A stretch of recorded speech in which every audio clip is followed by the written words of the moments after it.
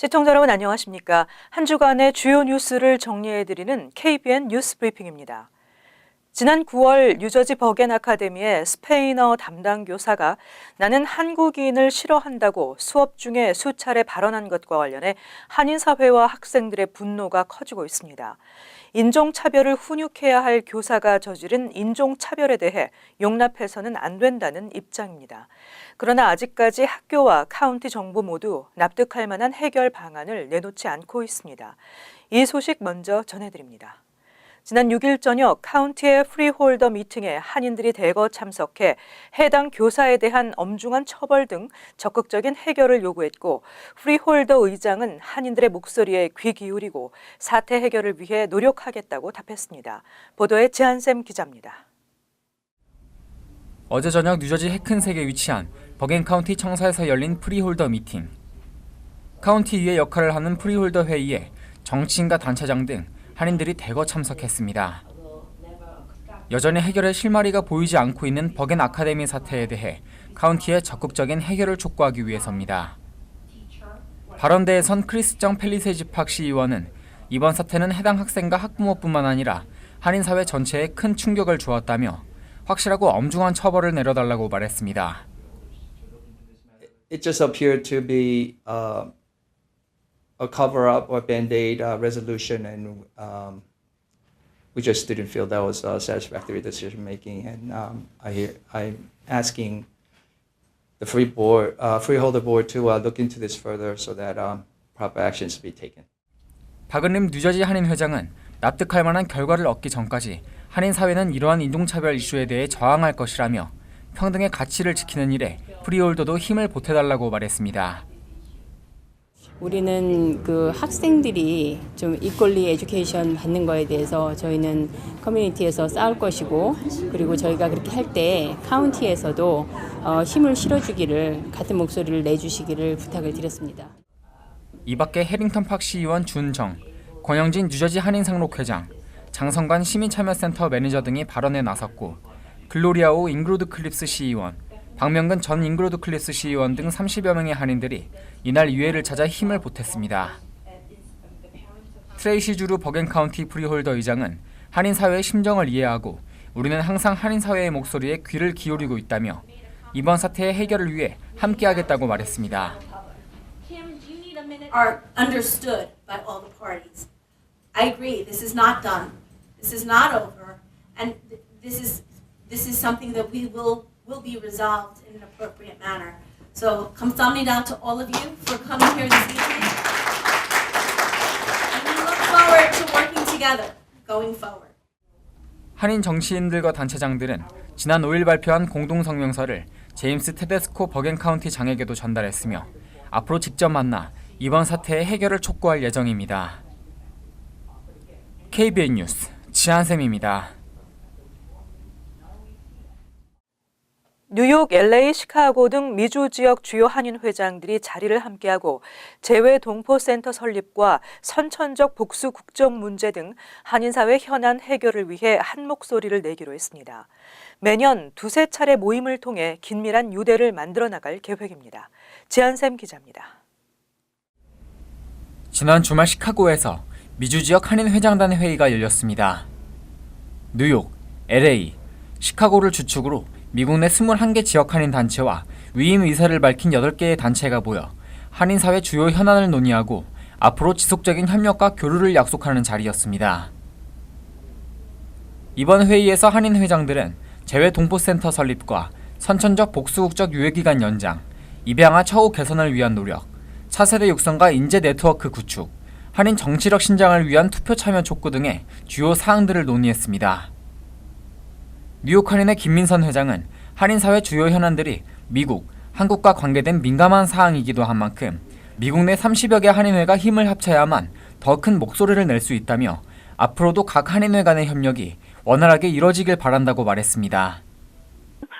현직 회장단들이 자기네들의 책임을 다하기 위해서 우리가 일을 해야 되는 거잖아요. 네. 그래서 다른 어떠한 정치성이라든지 총연을 어게인스트 한다든지 전혀 그런 것이 아니고 네. 지금 우리가 우리 목소리를 내고 일을 하자는 순수한 차원에서 모였고 모임이 너무너무 생산적이고 긍정적이었어요. 또 오신 분들이 너무 좋아하셨고 네. 앞으로 더 많은 지역 한인회들이 동참할 의사를 보내왔습니다. 미주 현직 한인 회장들은 매년 두세 차례 회의를 가지고 지속적인 협력 관계를 구축하기 위해 노력할 계획입니다. 다음 모임은 내년 3월 애틀랜타로 예정되어 있으며 협의한 사항들을 구체적으로 논의할 예정입니다. KBN 뉴스 지한샘입니다. 민주평화통일뉴욕협의회는 통일부 이승신 박사를 초청해 문재인 정부의 대북 정책과 통일 정책 기조를 듣는 시간을 가졌습니다.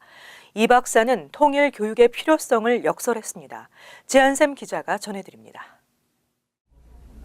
민주평통 뉴욕협의회가 어제 저녁 개최한 통일 정책 설명회.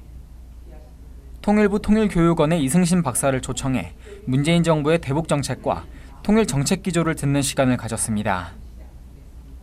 이승신 박사는 평화 통일에 대한 국민들의 관심과 염원이 과거에 비해서 상당히 낮아지고 있는 추세라며 이러한 설명회와 통일 교육 활성화를 통해 통일에 대한 올바른 인식을 심어주는 것이 필요하다고 말했습니다.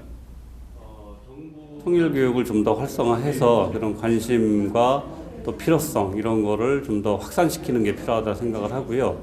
그런 차원에서 이제 우리 국내에서도 하지만 해외에 계신 통일교육위원들님의 활동이 굉장히 중요합니다. 그래서 이번 기회에 와서 여기 계신 분들과 좀 의견도 나누고.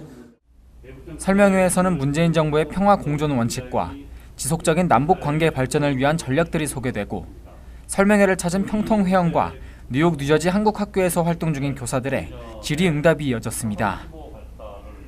통일부 통일교육원은 이날 행사를 주관한 통일교육위원 뉴욕협의회에 감사패를 전달하며 통일을 위해서 교육의 힘이 필요한 만큼 앞으로도 동포사회 통일교육 활성화를 위해 힘써달라고 말했습니다. KBN 뉴스 지한샘입니다. 시사 주간지 타임이 선정하는 올해의 인물에 성폭력 피해 사실을 공개하는 미투 운동을 촉발한 불특정 다수의 여성이 선정됐습니다. 타임은 이들 여성을 침묵을 깬 사람들로 명명했습니다. 지한샘 기자가 보도합니다. 타임이 2017년 올해의 인물로 선정한 침묵을 깬 사람들.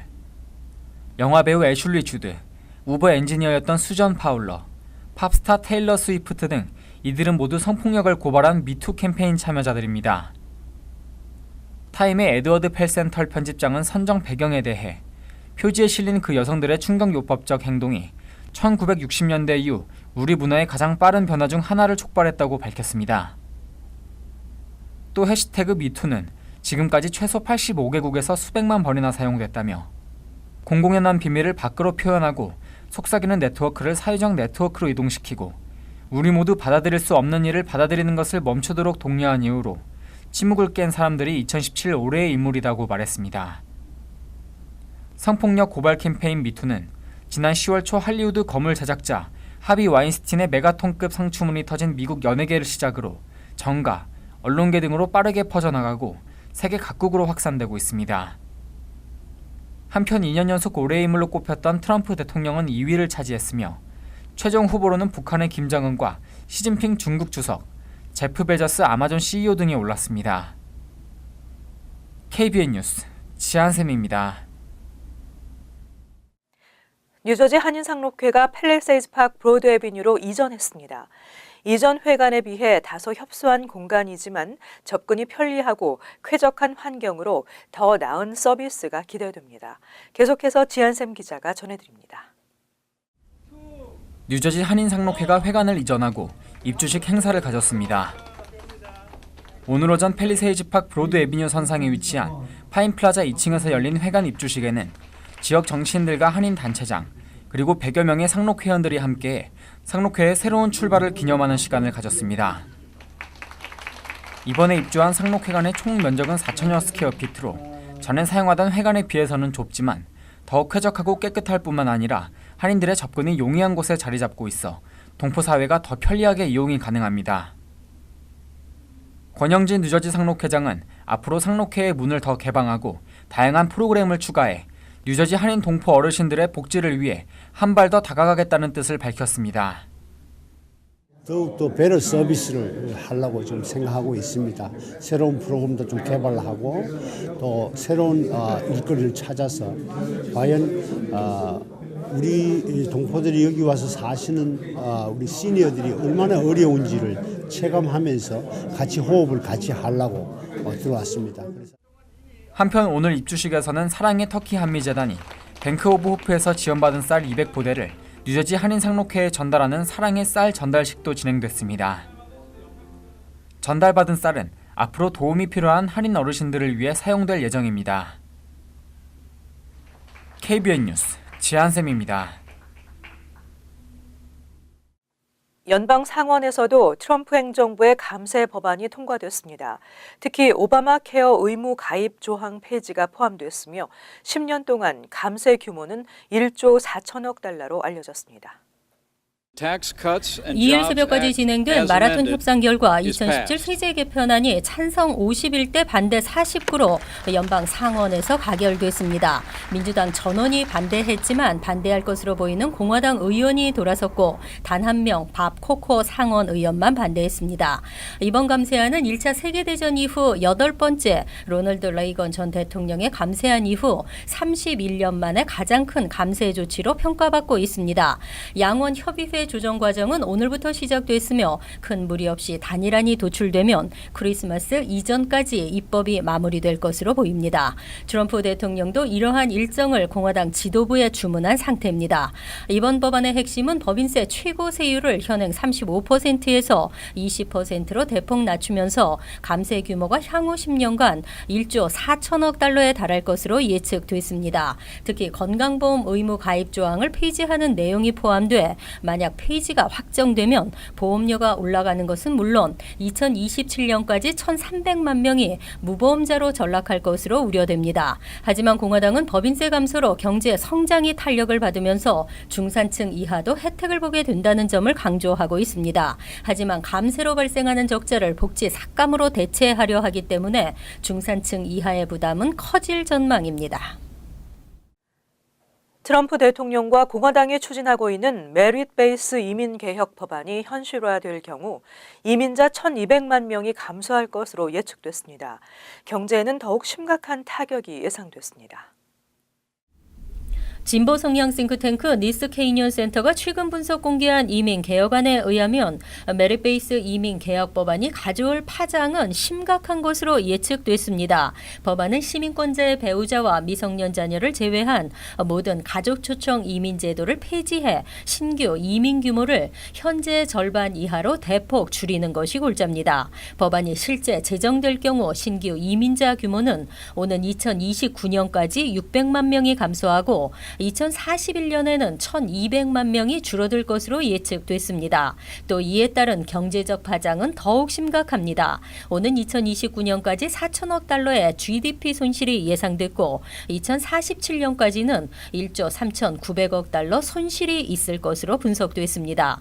메릿 베이스 법안이 다소 후퇴해 현행 직계가족 이민을 존속시키고 순위별 가족 초청 이민을 배우자와 18세 미만 자녀로 제한했을 때는 그 파급 효과가 대폭 줄어듭니다. 그렇다 해도 2027년까지 신규 이민이 100만 명 축소되고 GDP 손실은 2047년까지 2천억 달러 정도가 될 것으로 전망됐습니다. 또 현행 취업 이민 제도를 존속시키는 대신 직계가족 이민과 순위별 가족 초청을 배우자와 18세 미만 자녀로 제한했을 때는 2041년까지 이민비자 400만 개 축소, 2047년까지 GDP 손실 5,200억 달러로 예상됐습니다.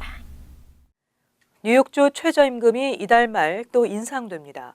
뉴저지주도 필 머피의 주지사 당선으로 큰 폭의 인상이 기대되고 있습니다. 뉴욕시는 오는 31일 최저임금이 종업원 11인 이상 업체의 경우 13달러로 오르고 내년 말에는 다시 15달러로 오릅니다. 10인 이하 업체의 경우는 올해 말 12달러, 내년 말 13.50달러, 2019년 말에는 15달러로 인상됩니다. 나소, 서퍽, 웨스트체스터 카운티는 현재 10달러가 11달러로 오르고 2021년 말에는 15달러가 됩니다. 이 밖의 지역은 현재 9.70달러인 최저임금이 이달 말 10.40 12.40달러로 인상된 후 매년 70센트씩 올라 12.50달러가 된 2020년 후부터는 주정부가 추가 인상 스케줄을 정하게 됩니다. 뉴욕시 패스트푸드 업체 근로자는 현재 12달러에서 이달 말 13.50달러로 오른 후 내년 말 15달러로 인상됩니다. 다른 업종보다 빠른 속도로 인상되고 있습니다. 뉴저지주 최저임금은 현행 8.44달러입니다. 하지만 8.60달러로 불과 16센트 인상됩니다. 하지만 필 머피 주지사 당선자는 현재 최저임금으로 뉴저지에서 생활하기가 어렵다며 재분배 필요성을 강조한 바 있습니다. 최저임금을 시간당 15달러로 올리겠다고 공약했고 주 상하원도 민주당이 장악하고 있어 단계적으로 큰 폭의 인상 조치가 이루어질 것으로 전망됐습니다. 연말을 맞아 한인 택배 업체들의 업무량이 폭주하면서 배송 기간이 2배 이상 늘어난 것으로 나타났습니다. 보통 3, 4일 걸리던 한국 배송 기간이 일주일 이상 소요되고 있습니다. 크리스마스까지 한국으로 선물을 보내시는 분들은 최소한 15일까지는 배송 주문을 마쳐야 할 것으로 보입니다. 참고하시기 바랍니다. 이상으로 KBN 뉴스 브리핑을 마칩니다. 시청해주신 여러분 고맙습니다.